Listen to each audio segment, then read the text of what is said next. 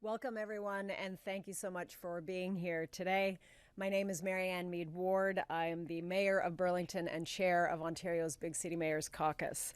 We are an organization of mayors of the 29 largest cities in Ontario, representing 70% of Ontarians. I want to thank some people who are joining me here today. My colleague Guthrie, who is the past chair of the Ontario Big City Mayors Caucus and the Mayor of Guelph. Dorothy, McCabe, a member of our caucus and Mayor of Waterloo. Colin, who's the president of the Association of Municipalities of Ontario, and Camille, the CEO of the Canadian Mental Health Association, Ontario Division. We are here to launch Ontario's Big City Mayors Solve the Crisis campaign. Ontario municipalities are struggling. We're struggling with an issue that we can't solve on our own. What is happening on our streets across this province is an unprecedented humanitarian crisis. There are too many people unhoused, living in encampments or other unsafe conditions, and they're struggling with mental health and addictions issues. The crisis is growing, and it impacts every single municipality across our province, large and small, rural and urban. It affects our residents, our businesses, and our local governments need solutions now. Together with various community partners, municipalities have been tackling this issue head-on, funding programs and spaces to find solutions. Although many of these programs have seen incredible successes, the need is far greater than what we can support. We need help. We can't do this alone. And in truth, this is not an issue that municipalities should be solving. But we have stepped up to do our part. So that's why we're launching today's Solve the Crisis campaign. We're asking governments to take action now. We must solve the homelessness, mental health, and addictions crisis that is unfolding in our cities.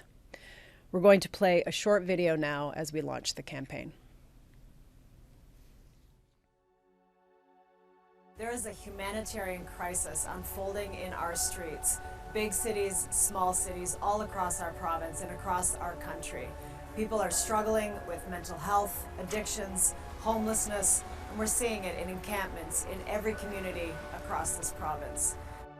I'm Marianne Meed Ward, Chair of Ontario's Big City Mayors Caucus, of the 29 mayors of the largest cities in Ontario.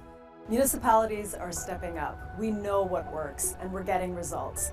Like this facility here, I had the opportunity to tour with London Mayor Josh Morgan. So I'm here at one of our supportive housing facilities, 44 units, part of the 140 we've created over the past year. This type of facility requires partnership of all levels of government. The chronically homeless in our city is a significant challenge because we do not have enough spaces to serve them within our shelter system or within the additional supports that the municipalities have brought on. So I spent time going to encampments with our outreach teams to meet people face to face and talk about the challenges they're facing. And so I've met some of the 2,000 individuals who live unsheltered in our city. I've met many of them, and their needs range dramatically from just, I can't afford housing, to they need housing with significant supports, whether it be mental health and addiction supports or others, but just housing on its own isn't going to be enough. Our mayors in municipalities across this province have stepped up with solutions in places like Kingston, London, Guelph, Kitchener, Waterloo. We know what works, but we can't do it alone. We need the provincial and federal governments to join with us with compassion and action, but we need your help. Add your name, say that you care and you want action. The time to act is now.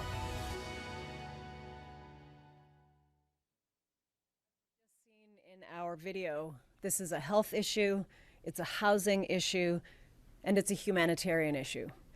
One that Ontario's Big City Mayors has been asking the federal and provincial governments to make a priority for several years. Through our advocacy on this, we have joined with other municipal organizations and community partners, such as AMO and CMHA, who are both here today with us, and others such as the Ontario Chamber of Commerce, the Ontario Association of Chiefs of Police, Ontario Business Improvement Area Associations, and the mayors and regional chairs of Ontario. We're calling on all levels of government for help. Both levels of government have answered the call with some funding and programs over the last year, but it's not consistent or enough. It's piecemeal. Taking on the homelessness crisis involves a whole of government approach that spans multiple ministries and multiple levels of government. We need one single point person at the province to bring people together, to use the resources and the expertise to tackle this crisis right now. Our requests of the province are clear and will help us tackle this crisis together. First, appoint a responsible ministry and minister with the appropriate funding and powers as a single point of contact to address the full spectrum of housing needs, as well as mental health, addictions, and wraparound supports. Second, have this minister strike a task force with broad sector representatives, including municipalities, healthcare, first responders, community services, the business community, the housing sector, and the tourism industry to develop and implement a Made in Ontario action plan. Third, commit to funding the appropriate services these individuals need, community by community, where there are gaps in the system. Fourth, provide municipalities with the tools and resources to transition those folks living in encampments to more appropriate supports. And finally, invest in 24/7 community hubs or crisis centers to relieve pressure on hospital emergency centers and first responders. We're also calling on the public to join us in adding their voices to the Solve the Crisis campaign. We're asking residents to go to our website, solvethecrisis.ca, share your thoughts and experiences, and let government know that you want them to take action now. Together, we can solve the crisis and create better communities where all residents feel safe. Thank you once again for being here, and I will now hand it over to some of our municipal and community partners who are joining us here today to say a few words about their support for our campaign. First, I'd like to welcome Colin Best, President of the Association of Municipalities of Ontario, to the podium. Thank you, Mayor Meed Ward. Good morning, everyone, and thank you so much for the opportunity to participate in this morning's event. Municipalities are the front lines of intersecting mental health, addictions, and homelessness crises. Homeless encampments and opioid deaths are occurring right across Ontario, in communities big and small, urban and rural, northern and southern. The more than 1,400 encampments across the province are a symptom of deeper system failures that hurt Ontario's social and economic prosperity. They are a result of a long-term underinvestment by successive provincial governments in key areas, including income security, deeply affordable housing, mental health, and addiction supports and services. There is an urgent need for clear provincial guidance on how municipalities should manage encampments and for federally led encampments response plan. Asking the courts to solve complex social problems is not the answer. While homeless encampments increase, the opioid crisis also continues to take devastating human, social, and economic tolls on communities. The opioid crisis is a complex problem and won't be solved by simple short-term solutions. AMO's calling on the province to implement a comprehensive response, including long-term, sustainable and substantial investment in prevention programs, expanded access to evidence-based treatment, scaling up 24/7 crisis centers, and harm reduction supports available to those who need them. Local parks becoming homeless encampments and increasing numbers of opioid-related deaths across the province are not the best we can do for Ontario. In a place for us prosperous Ontario, we can solve big problems. It's time for provincial and federal governments to take the leadership role in finding the right solutions.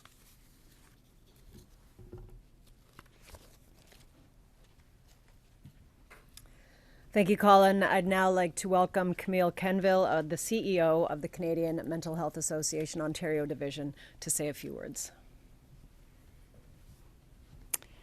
Thank you very much to the Ontario Big City Mayors for your leadership and your advocacy. We are extremely proud to partner with you on these very significant issues. The community-based mental health and addiction sector is really uniquely situated to support the government and municipal partners to combat homelessness and keep people out of hospital emergency departments. In fact, our sector is essential to an efficient healthcare system. In just the past 2 years, 10 of our branches across Ontario diverted almost 18,000 individuals out of the emergency department. That gives you some sense of the importance of the work that my colleagues do.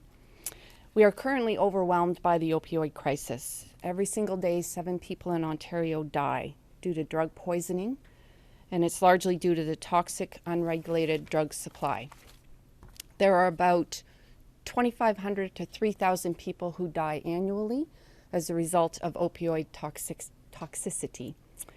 So these are issues that my colleagues face every single day and are on the front line. We need currently, as it relates to housing, we need 100,000 units now to manage what is a wait list across Ontario. That's today. More than a decade ago, we called on government to provide 3,000 units annually at a cost of $30 million annually. Had that been met in 2015, we likely wouldn't be here today and we wouldn't be having these conversations. The homelessness and opioid issues did not happen overnight. However, we have fallen so far behind in addressing them that we need to come together as we have to talk about these in a manner that really invokes government to take action. So I'm here today with my colleagues, deeply proud of them and the work that they've done to raise this issue.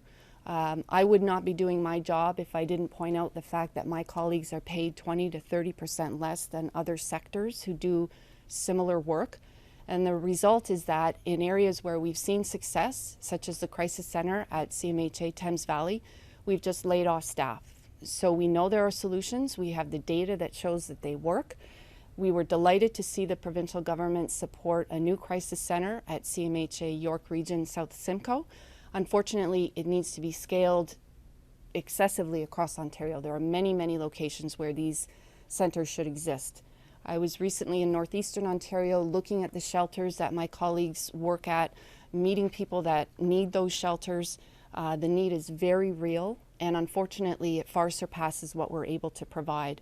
And we're just very deeply proud to partner and to work towards solutions with our municipal colleagues here today. Thank you.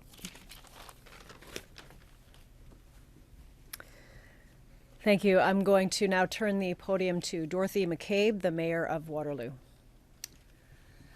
Thanks very much. And my comments will be brief, but certainly appreciate Camille's comments and my colleague, Marianne Meed Ward, the chair of our OBCM. And of course, we appreciate, of course, working in partnership with the Association of Municipalities of Ontario. I'm here both as the mayor of the city of Waterloo, but also as a regional councillor for the region of Waterloo.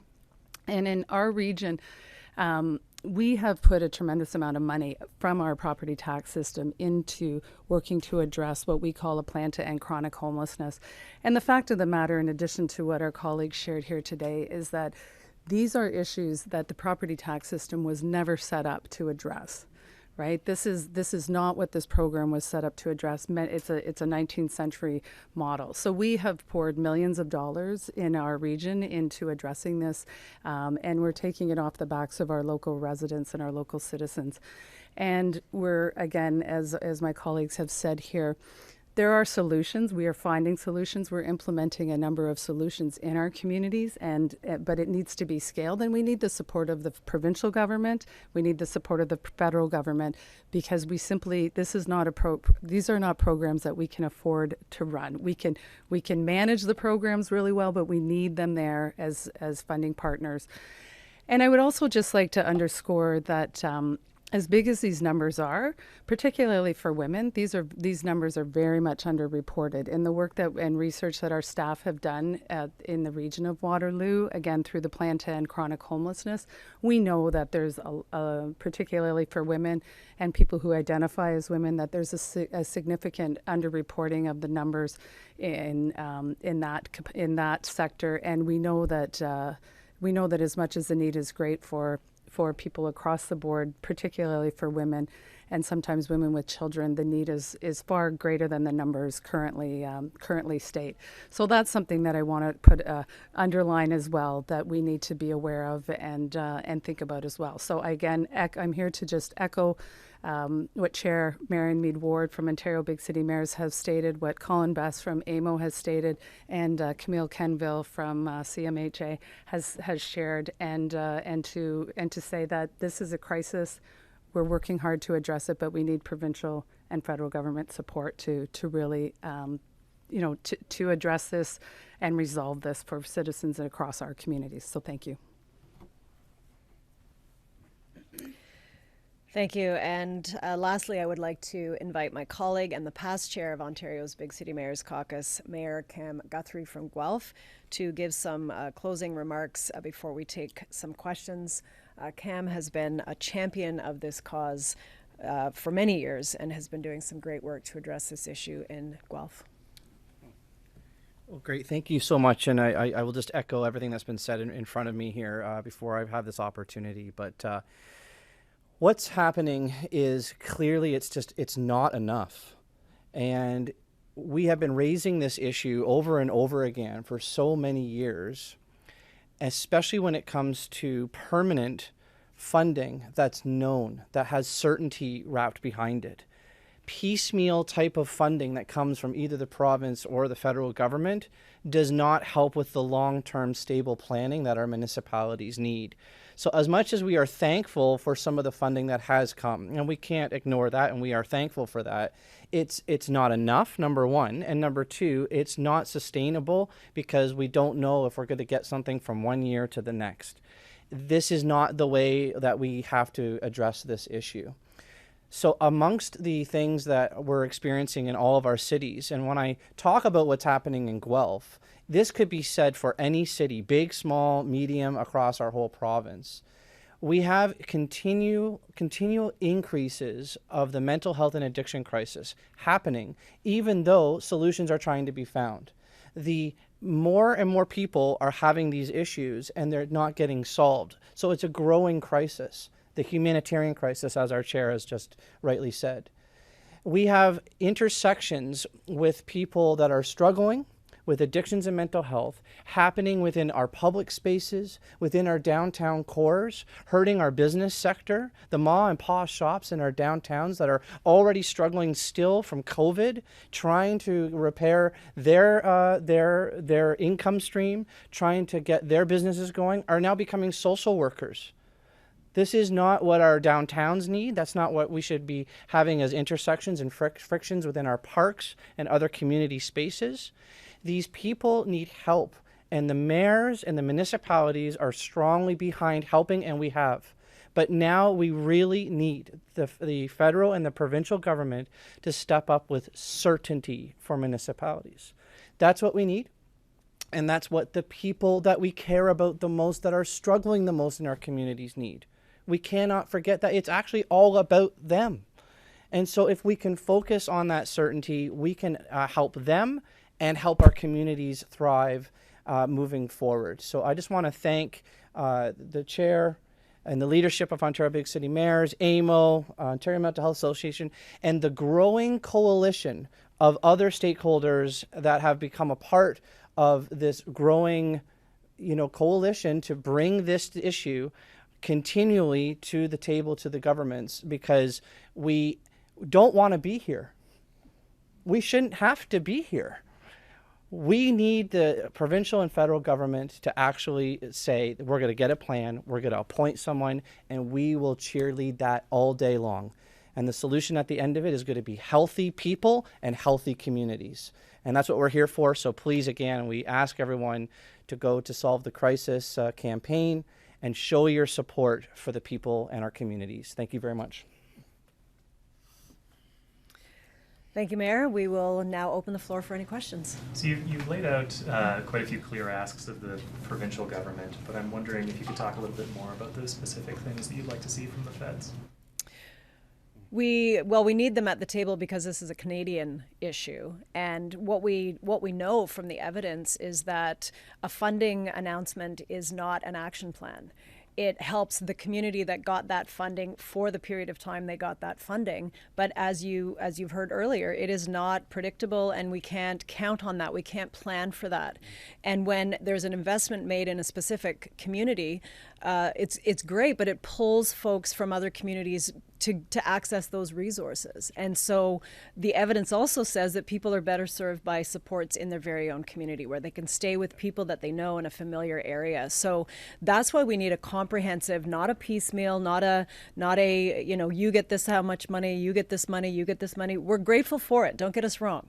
We are happy to take anyone's money to help solve this issue and keep it off our property tax base, where it never should be in the first place. But a funding announcement is not an action plan. So we need everyone at the table, first of all, including the federal government, to look at the proposals we've made in the past. We've developed a comprehensive 5-point action plan in 2022. We met with Sylvia Jones and a number of other ministers, brought a group of folks much like this, AMO, hospital sector, police, business associations, and laid out some specific policy recommendations. The answers are there. The solutions are there. It's not a mystery about what works and what needs to be done. Right now, we just need that comprehensive action plan, so no community is left out. No community is having to absorb the crisis from a neighboring community because they were fortunate enough to get funding. This is a Canadian problem. Right now, we're focused on Ontario because that's where we all live and that's what we can influence the most. What do you think might happen if the government don't step on? Do you think what will be the future if the government decide not to listen to you, basically? More people will die in our streets unnecessarily. People won't feel safe going to our parks. They won't feel safe going to our downtown business areas. Businesses will close. This is a humanitarian crisis, and it needs to be approached with that level of seriousness and that comprehensive level of planning. Of the recommendations that you had already provided to Sylvia Jones, have any of them been implemented?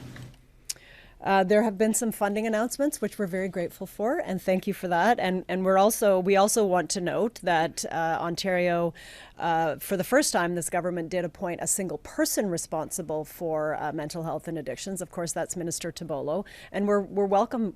We're very grateful for that. But there needs to be a single person with resources, with staff that can coordinate.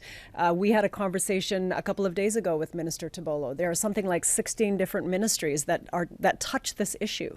So who's calling them all together? Who's deploying the resources from those ministries to develop a comprehensive action plan? And though he has the title, he doesn't have the ministry support and the staff and the funding. So that's a place to start. Is that what's delaying moving forward with the comprehensive plans? Because some of these items we've been talking about, as you said, for years. So what has been that delay? That would be a great question for our provincial and federal partners. We don't know, but we know what works. And you heard in the video about the situation in London. Their evidence around what works is astounding. In one case, an individual had over 200 interactions with police in 1 year. 200. It went down to nothing, such that the police were wondering if this individual had died. And they were delighted to discover that not only was the individual alive and well, they were in supportive housing. That's 200 police visits that can be deployed to what police are hired to do. In another situation, over 300, one individual, over 300 visits to hospital, down to 2 or 3 in a year. The results are there. The evidence is there. The data is there around what works. And what's not there is a comprehensive plan and sufficient funding. So that's really what we're asking for. Do you have an estimate of how much this actually costs the municipal tax base, and why do you feel that that's an inappropriate cost for the municipal tax base? We're spending millions at the region. I can tell you at the region of Halton, collectively with all of our social services, so if you consider the wraparound supports as well as housing, assisted housing, supportive housing, we're subsidizing the province about $16 million a year. And to give you an idea of what that is on the tax base, that's about 4 or 5% every year that we're subsidizing the province. The province has the resources. Property tax is a very regressive tax. It's not based on income. It's not based on economic development. And so it wasn't what property taxes were intended for. So we are doing everything we can. And I think that's the important part that we wanted to drive home, that even though this isn't our responsibility, even though we don't have the resources. We are still investing in this because our people are dying in our streets. Our people feel unsafe in our streets, and we know what the solutions are. So we're going to do what we can. And we feel we're leading by example. We're showing what works by putting our money where our mouth is, and now we need the partners to fund that, not just in one municipality here and one municipality there, comprehensively across Ontario, but more importantly, across the country. This is a national problem. The answer to this question might be evident by the fact that you guys are here, but what have you heard from the Ford government in terms of the idea of creating a singular ministry to deal with this issue that currently is housed in 16 different ministries? We, again, that's a good question for them. So we're launching our campaign today. We're not going to stop asking for that. We did ask for it 2 years ago, and now we're just trying to raise awareness and continue to say we believe that this is a path. If they have a different solution that's going to solve it, we're all ears, but we believe that this is the right way forward. But typically going public is the last step in whatever campaign that you have, because you all have access, I assume, to the Premier's cell phone, right? He's calling me now. Is there any, has there been any movement, has there been any suggestion that or indication from them that they're open to the idea of creating a standalone ministry to deal with these issues?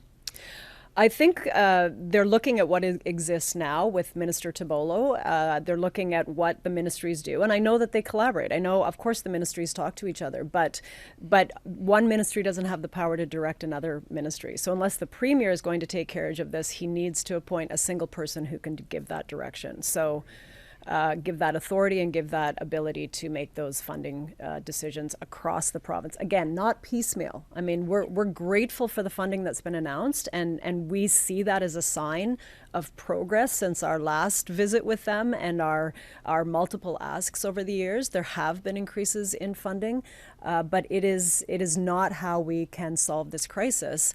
A little bit of money here and there, and no municipalities know if they're getting it. You can't plan for that. You can't say we're going to do this multi-million-dollar supportive housing, not knowing if the funding is going to be there from any level of government and not knowing if the programming funds and the wraparound supports are going to be there. You simply can't plan for that. So we need that action plan, that certainty. We're okay with looking at where's the greatest need right now, and let's develop a plan for the entire province and prioritize based on the need. We're not going to solve this overnight. This was years in the making, but we can solve it much faster than we have. I'm wondering where this ranks in issues that you guys are hoping to address at AMO. This is our number one issue for Ontario's big city mayors. Yes, it is a top issue for Association of Municipalities of Ontario, I know, because it affects all of us in many different ways. And there is no reason why anyone should be dying in the streets of this country, given the wealth and the resources and the expertise that we have. The answers are there. The people have come to the table and said this is a priority. We want to help. We're one of those partners. The province has been a partner with us. We want to thank them for what they've done so far. Same with the federal government. It is simply not sufficient to address the growing crisis. The issue is growing faster than the solutions being deployed to meet it. Is there a cost estimate for what it would take to address all of these issues? I mean, I know you said in your region it's $16 million, which, you know, in terms of a provincial budget isn't a lot of money at all. Right. Are we talking about hundreds of millions? Are we talking about the low billions? Is there an estimate in terms of how much it would take to address these issues? I don't have that. I don't know if AMO does. But what I will say is this, that if we deploy the right resource at the right place, we will save money. Think about those two examples that I gave you around 200 police interactions, 300 hospital visits. A single hospital visit, if you need an overnight stay, can be thousands of dollars. Times one individual, times 300 visits. In London, they brought hospital emergency visits for mental health calls down by 74%. So what you save by deploying resources to the appropriate preventive action will actually, in the long run, save you money for healthcare, first responders, for all of the issues that are now being enforced at encampments where people themselves living there are living in unsafe situations. So we're dealing with this issue right now through police and through hospital emergency rooms. It is exactly the wrong approach, and it's the most expensive way to deal with this. How much of an issue has it become that this fight between governments on how to deal with people who have addictions, like this safe supply issue? So that is, certainly there are different perspectives on that. We just want people that are, first of all, able and willing to get treatment to have a bed.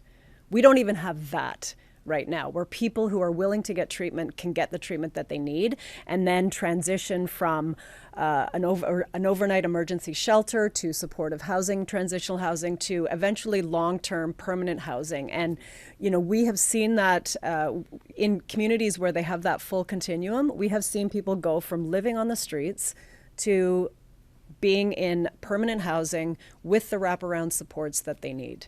So there are people that want to get that help. Let's help them as a start, because we're not right now. I'm wondering if yeah, go ahead. Sorry, just wanted to add, one of the things that when in the region of Waterloo, when we have this plan to end chronic homelessness, and the research and study that we did with people with lived experience, and Camille probably can speak to this better than I can, but the statistics that we uncovered when we started to do the outreach to our community was really about the cost of people who end up homeless and the addictions they develop then. Mm-hmm. There are so many people out there who don't have an addictions issue already, but they end up homeless for one reason or the other. There could be as many stories as there are individuals, but because then they're on the street, they develop both often a drug addiction. In some cases, a single mom had told us that she developed an addiction to meth because she had to stay up all night to guard her kids because she had no place safe to go, right? So she developed an addiction, and then that addiction becomes a brain injury. Like the amount of brain injuries and things of that nature that develop once you become homeless. So I think really this solved the crisis strategy, and what Mayor Meed Ward has been talking about and others we're talking about is that we can prevent these human tragedies. Like that's really what this is all about, preventing those kind of human tragedies. And people, you fall into homelessness one reason or the other, if there's a way to first stop that. But then certainly once somebody is in danger of becoming homeless or on the street, they need help, and they need it right away before, like within 3 weeks, people have the studies that we've done have shown that that often there's an addiction that develops once they're homeless. It often doesn't start with an addiction. Not saying, sometimes that's the case too, but this is also what we've found. So it makes it that much more important why preventing the homelessness piece is so critically important. While you are here, I have a quick question for you related-ish to that issue.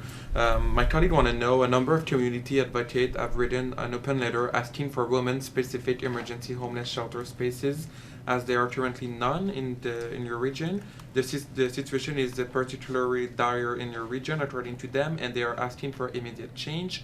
What will your region do to remedy the situation? Yeah, so thanks for the question.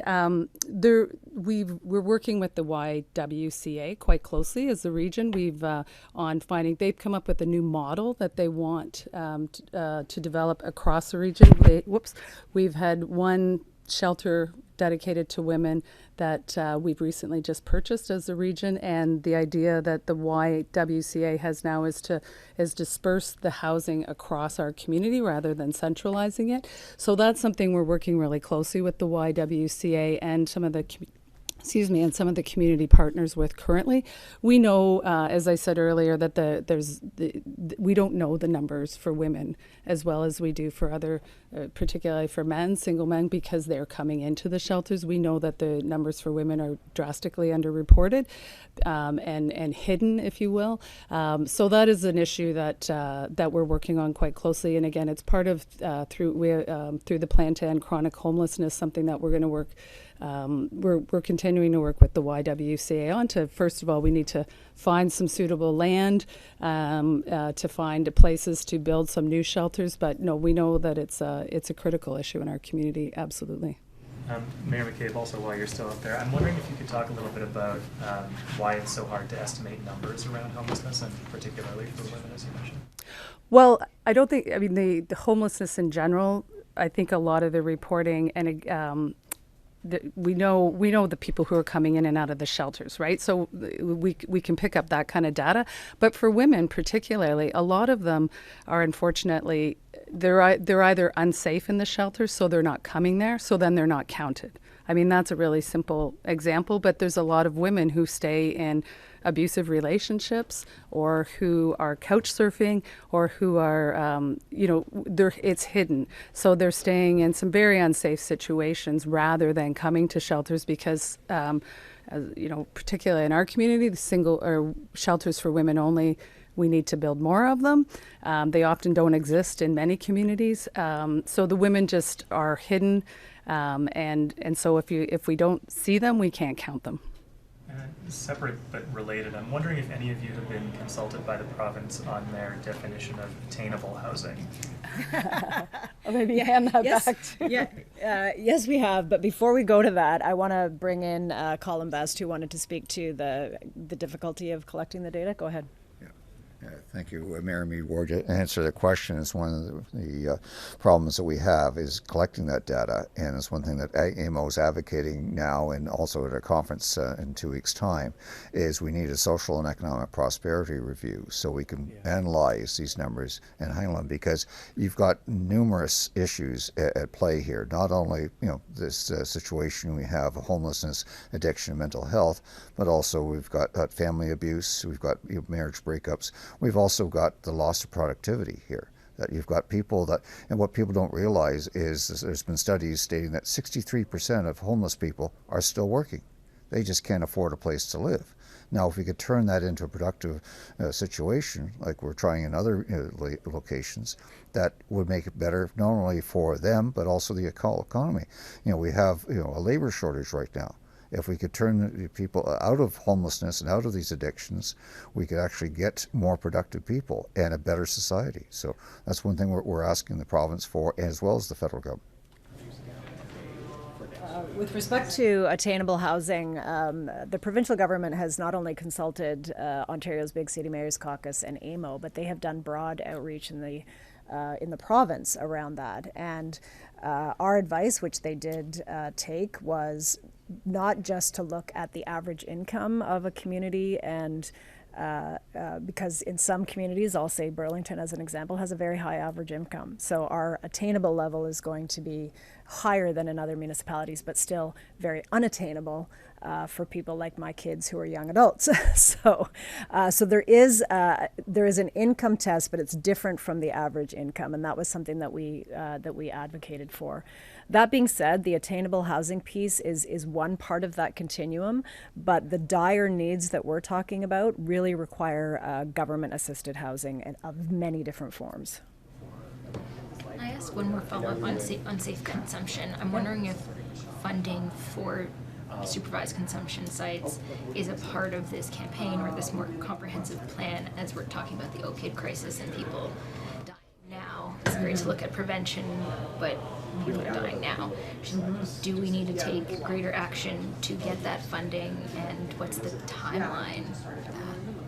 So the funding that we're asking for is for housing and wraparound supports. One of the reasons we've asked for an action table is that there are people that are much smarter than I am and very involved in this, and I would say our friends from the mental health associations, police associations, medical associations. There are resources to show what works and what doesn't work. And so that action table is the place to have those kinds of conversations and debates around what part of this what part of the solution would be gained by that. But overall, we want to stay laser focused on the fact that people are living in our streets and they're dying in our streets, and it doesn't have to be this way. And it is mental health, it is addictions. There are many different ways to provide wraparound supports, and it will be different in every single community. But the magnitude of the need, the piecemeal nature, the allocation-based funding, as Colin mentioned, this is part of a larger discussion around a need for a municipal fiscal economic review. because as long as municipalities are required to wait for a funding announcement or allocation program to open, hope that you qualify, hope that your application will get across the finish line, wonder if you're going to get what you asked for or some percentage of that, that is not a way to solve a crisis. Any crisis, pick one that we're facing. That is not how to run a country, it's not how to run a province, and it's how we in Canada have been doing it for decades, if not since the beginning. I mean, the municipal framework has been around 100 years, something like that. The needs, the challenges, the complexities of our communities have changed dramatically in that time, but the funding arrangement has not. So as part of our ask, not only an action plan that solves this comprehensively, but looks at the root causes of why, why it is happening at all.